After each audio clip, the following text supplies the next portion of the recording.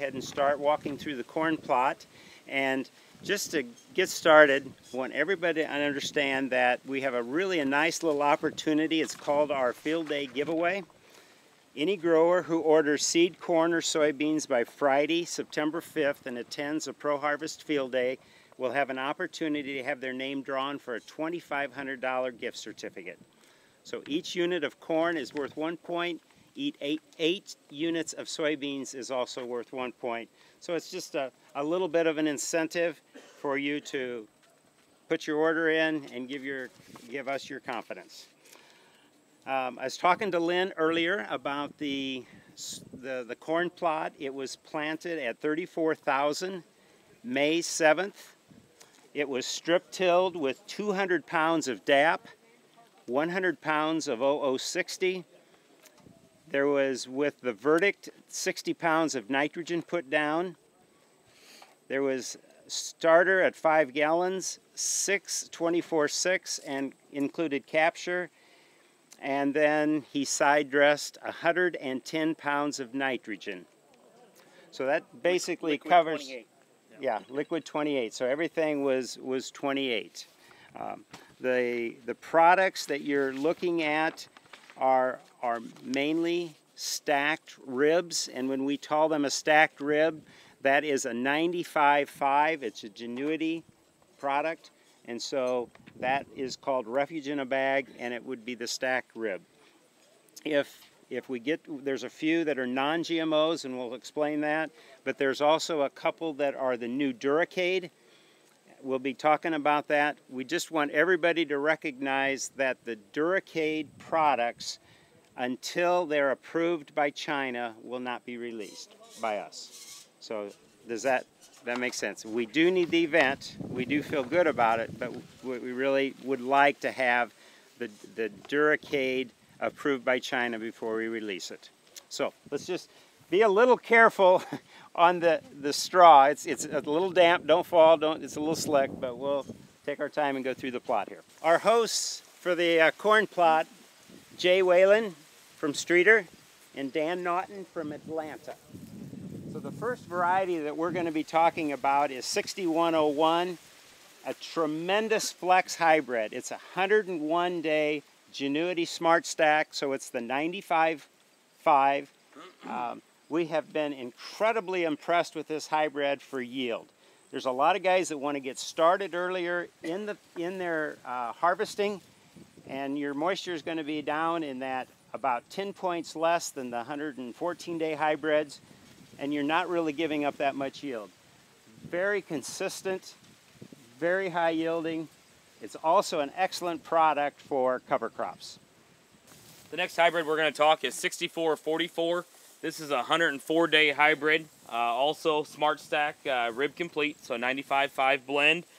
Here's one that it's got excellent yield to it for a 104-day hybrid. As I drop south down to Atlanta, down through Springfield and Carlinville way, we use this one here if guys are wanting to go on to the cover crop side. Definitely a great aspect for that, to get the crop matured a little bit earlier, either whether you're trying to get it out earlier or try to blow cover crops onto it. A great aspect for that, but one that's extremely healthy, got great agronomics to it, one that is an early pollinator as well. It's got really good ear flex to it. Great yield potential here. 34 to 36,000 is a great kind of a sweet spot for it on the population side, but one that's definitely got a lot of yield stack and a lot of yield punch to it for a 104-day hybrid. One that's got good emergence, good early season vigor to it. Excellent stalk and root quality. Our next hybrid is 6552, and it's been in our lineup for about 3 years now. It is on the AgriSure trading side. It is available as a non-GMO for the non-GMO market. It is available as just a Roundup resistant. It has the Viptera, and then if they do end up getting it passed, it will be available as the Duracade also. 6552 is a very tall, statured plant and a very stay healthy plant. It's one that we don't have to put fungicide on. It'll be resistant to a lot of our diseases and different things. It'll stay healthy and intact all the way through harvest. and a real good root system on it to keep it that standing. And it'll have a little bit lighter tint of green, but it is a very, very tall, healthy plant all the way through the season. The last thing is we do want to keep nitrogen on it. If we starve it of any nitrogen, it'll show it in the end. So we definitely want to keep a good amount of nitrogen to this hybrid. So the next variety I'm going to be talking about is 6800. So it's a 108-day smart stacked hybrid. Again, the 95.5. I'm very familiar with this hybrid. I use this hybrid a lot. We call it 108, but really it acts like 105 or 106. Incredibly fast dry down, very good standability, very good stalk. It has a longer, slenderer ear. It's a shorter stature. The only times that I've seen anything that I would like to improve it, if you put it on real heavy clay soil, sometimes getting it out of the ground if you get that cold spell. It struggles to get out of the ground a little bit, but normally they'll come, they're all fine, and it produces very well. The other thing I really like about 6800 with our 365-day yield strategy is it's an excellent product for cover crops to fly in. So you have the yield, it's a shorter stature, and if you look down there you can see that we're already starting to get some sunlight on the ground. So get the yield, sunlight for the cover crops, and it's been just a real dynamic hybrid for us these last few years. 6878 is our next hybrid. We're going to visit about 108-day Smart Stack Rib. This one here, great aspect of this hybrid is one that'll just blow out of the ground very quick after planting. It's got great emergence, great early season vigor to it. One that you really admire for its continued growth there right up early. One that's got an outstanding yield to it. Very strong performance in this one. We've seen this one really perform back in 2012 extremely well. Can handle a lot of stressier type environments. One that we definitely want to keep nitrogen to it. Another one here you can plant that 33 to 36,000 population to it, but a very strong agronomic, very health package here. One that's got a very low rating on green snap. One that's just an excellent spot for root and stalk strength. But really good package on a 108-day hybrid. Next one we're going to talk about is 6912. 6912 is going to be an example of staying diversified and bringing a brand new lineup into the non-GMO market. It's going to be available only as a non-GMO, but it's just showing that we still see the need for it, and if a person can find a market to where they could get higher quality or higher price for the non-GMO corn, we're still bringing new stuff into the lineup. So 6912 is really a very high yielding, will compete with all the smart stacks and everything on the market. We definitely recommend on putting insecticide on with it, so you almost have to have that price difference in order to make up looking for it. But as you can tell, for a non-GMO, it is a very stay healthy, stay green, high yielding, producing. Definitely want to keep it at a higher population.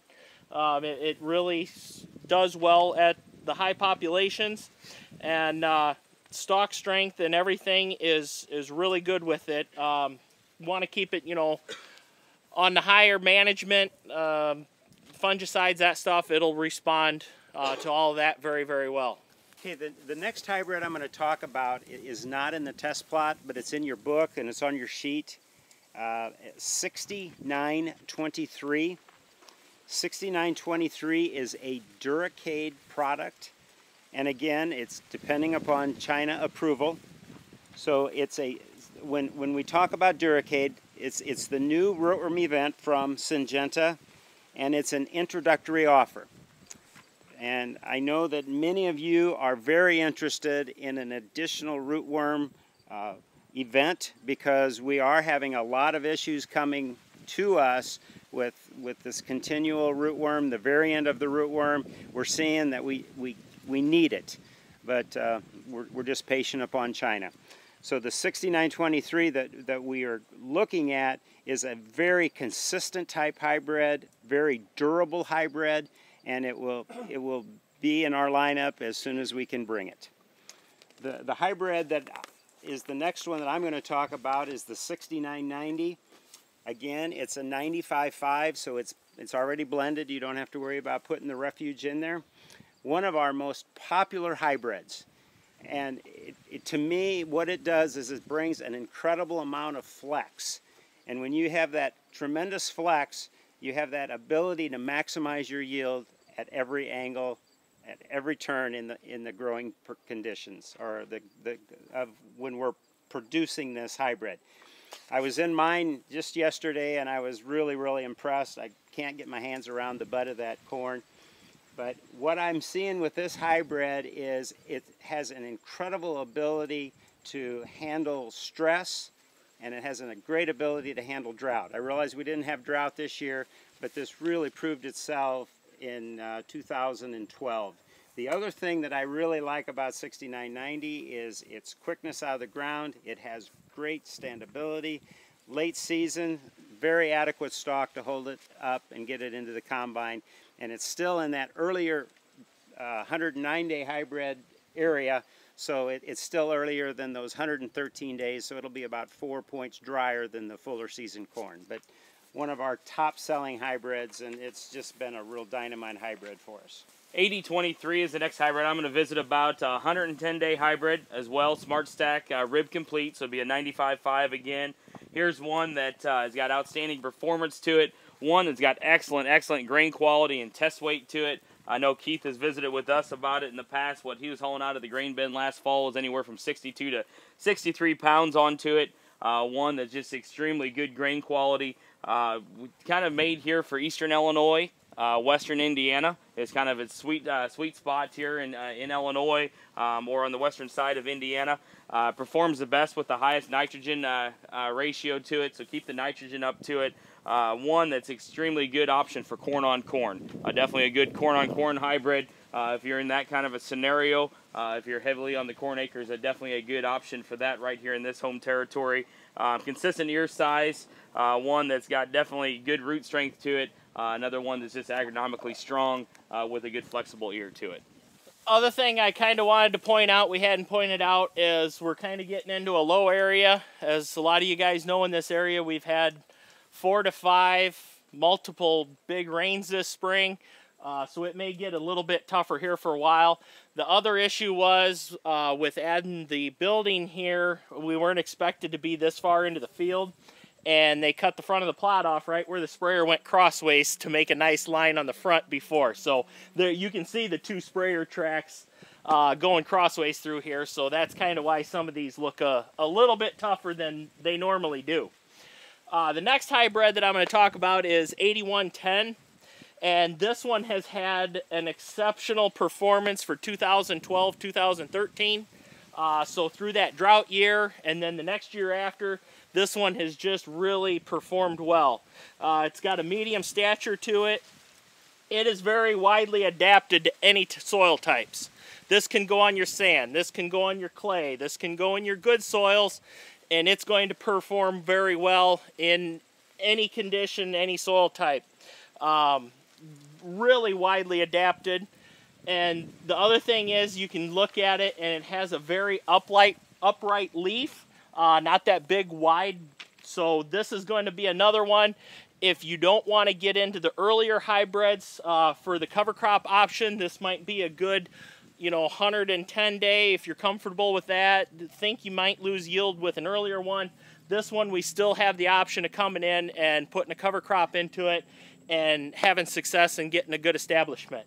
So 8110, pretty well go anywhere. The next hybrid is 8145, and this is an AgriSure 3000 GT. So what does it mean when I say AgriSure 3000 GT? That means you have to have a structured refuge with this hybrid. So it's still the 8020. This is not the Viptera, so this product is approved by China, and it's no issue to get this into the marketplace. 8145 is an incredibly consistent hybrid, has very good flex, a lot of just complete durability, good roots. Late season, you may start to see a weakening of the upper plant, but no problem because from the ear down, the stalk is really good. The other thing I like about this hybrid is when you put it in a lot of different soil conditions, it doesn't matter. It doesn't do this up and down. It just has that consistent look and that consistent yield pretty much across the entire field. We're just really pleased with 8145, and we're hoping to move this hybrid along as we get more traits. 8220 will be our next hybrid. This one here is 112-day maturity, another 95.5 blend, Smart Stack rib. Here's one that's got an excellent test weight to it. Excellent choice for your heavier clay soils, stressier type of soils. One that you want to keep on your tougher soils, but excellent plant health to it. Another shorter statured or medium statured hybrid. One that definitely has a good health package, definitely one with a good yield environment to it, one that's good out of the ground as well. Emergence is a key on this one as well, onto those tougher, colder soils in the spring there. One with very, very good stalk and root health to it. One that will definitely have very consistent, uniform ear structure across plant height, and also very consistent yield on those tougher clay soils for you. Okay, the next one's going to be 8244, and this one is a new product for us this year. Brought it in just this year. If you want to talk about consistency and consistent ear height, this is the one all of us have said. The ear height, you could look down through there and shoot a bullet through there and hit every ear. They're all the same height. If you don't like adjusting the header on the combine and that, this is one that's, I mean, it's just consistent through the whole plant. Very good health package on it. Can be put in that corn-on-corn situation. Does really well in that. Basically, another one that's widely adapted to multiple soil types too. Pretty much another go-anywhere hybrid. 8301 and 8330 and 8388 are all 113-day hybrids, and we often get the question, well, why do you have 3 113-day hybrids? It's because they all offer incredible diversity. 8301 is a very consistent hybrid. The one thing you need to remember about 8301 is you need to keep the population up, and you also need to keep the nitrogen on it. If you deplete this one with nitrogen, you're going to be a little disappointed. The ears will shrink down. But what I like about this is the 3 years that I've looked at it, it has been so consistent.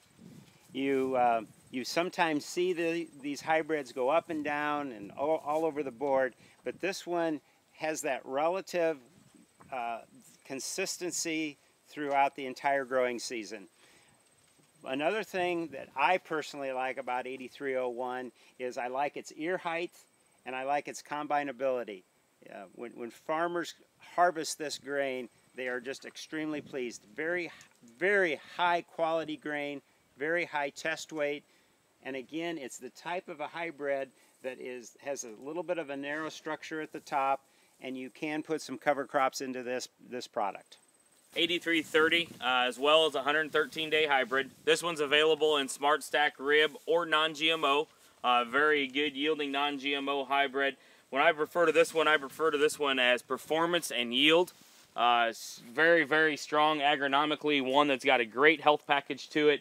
One that you will see respond to foliar fungicide, but one that's got a very uniform ear height to it. Medium plant height to it, one that just stays extremely healthy throughout the whole season, one that's just got a lot of yield punch behind this one. You'll see a lot of performance come out of this one. This one performed extremely well in 2012, so it can handle some stressier type environments, but it also can handle some wet environments as well too. So one that's just packed full of yield and agronomics to it. Okay, the last one we're actually going to talk about, and the last one that I have is 8388. Really, the last 2 years, 8330 and 8388 have bounced back and forth on yield. 2012 was a little droughty. 8330 shined and it out-yielded. Last year, 8388 out-yielded it. It you know, Keith's talking about that diversity in the 113 day. Basically, that's what we're looking at. And, you know, planting these two as a package is really the best way to go. There's not a lot of difference. I mean, it was, in my plots, they've been 1-2, and in field situations, you know, they're 1-2 right up there in the yield. Along with 8388, we have a really, really good long ear on it. Last year, you knew it was going through the feeder house because that chain was rattling. You know, it just was so large and so big. And when I hauled it this spring to the elevator, I had 64-pound test weight. It has very, very high test weight on it and excellent grain quality. So really, I go to is these two as my 1-2 punch. Once again, this one, we want to keep the nitrogen to it. If not, put a little extra on. It will definitely respond to more nitrogen. So that's 8388, our 113-day lineup. Okay. And just to recap a little bit, again, so anybody that orders their corn, because you've obviously visited a Proharvest field day, will have an opportunity to put your name in for the $2,500 drawing. And then we have a $10 early order on corn and a $2 early order on soybeans, and that goes until September 30th. And now I'd like, if we walk back to where Tom Head is. Tom works with us with Corn States, and he does an incredible job for us. I heard Keith mention a while ago a little bit about corn rootworm. So corn rootworm, we all know, has kind of come and gone at different times throughout history. As we look back, it's we've battled this pest for a number of years and had successes and failures with insecticides, eventually crop rotation, and now in some cases the extreme pressure kind of hitting us back with the traits a little bit. But all is not lost as we think about how can we manage this pest going forward. There's still a lot of tools available to us. The big thing is we've had the opportunity this summer to have probably one of the most pleasurable summers to be out in the middle of the cornfield looking at the corn. How many days can we go out in the corn and it's 72 degrees, less than 90% humidity? You know, normally it's 105 and 90% humidity. You got corn pollen down the back of your neck and rootworm beetles in your ears. It's a pretty unpleasant place to be.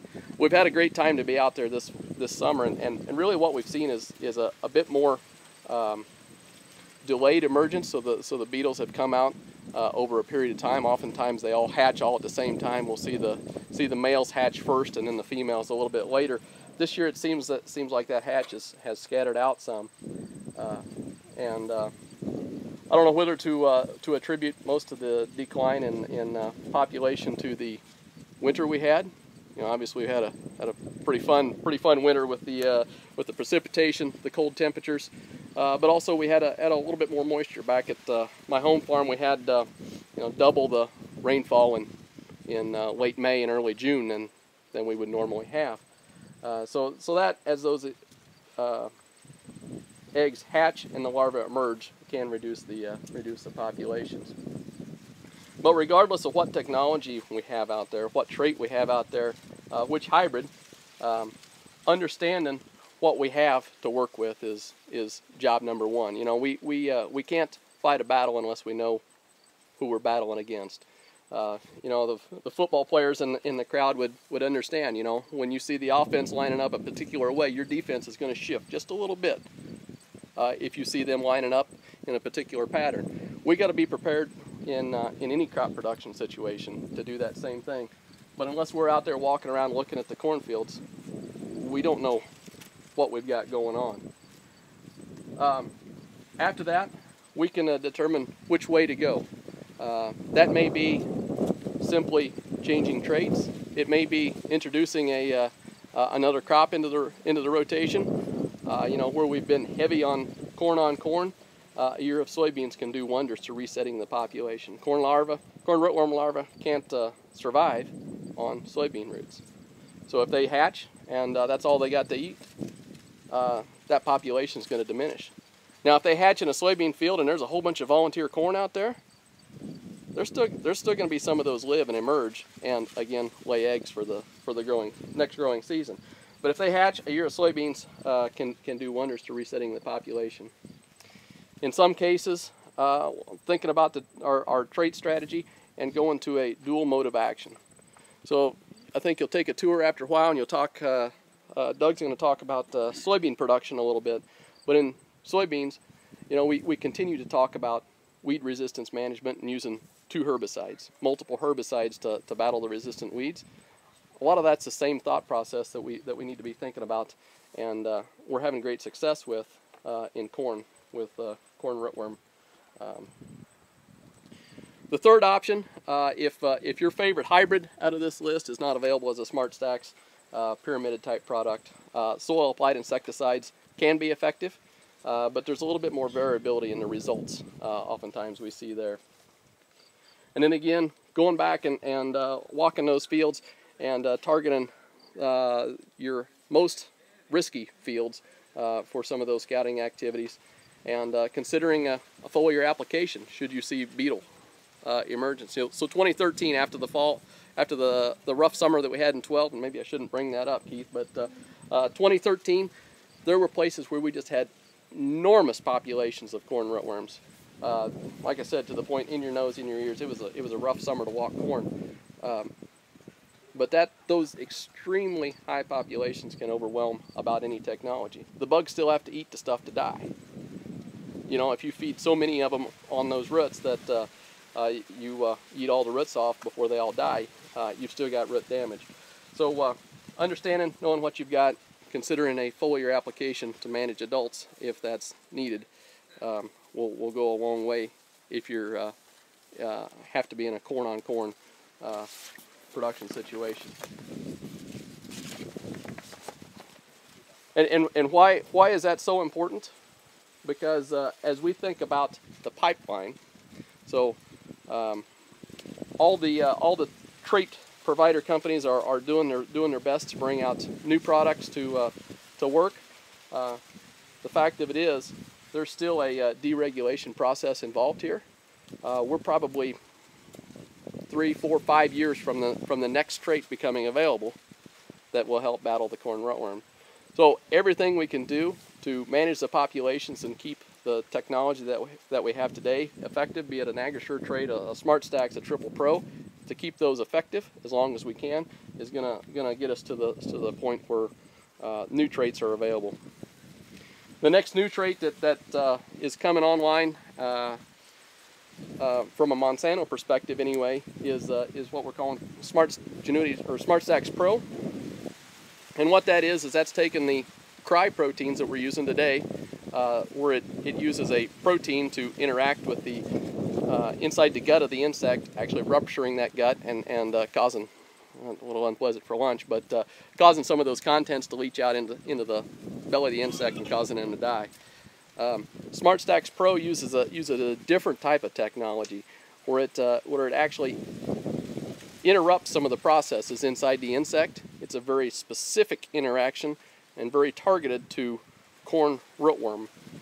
Even distant siblings, distant relatives to the corn rootworm are not impacted. This is a very specific mode of action that will target corn rootworm, and so far studies have shown it to be very effective at managing adult emergence. So we're pretty excited about that and hope to see that as we near the last half of this decade. But we still got a couple more growing seasons to go. So managing using the traits that we've got available today is still going to be pretty critical. Being out in the field, understanding what you've got, managing the risk, but positioning the right package of hybrids to suit the soil type and the production environment is going to be your key to making more yield.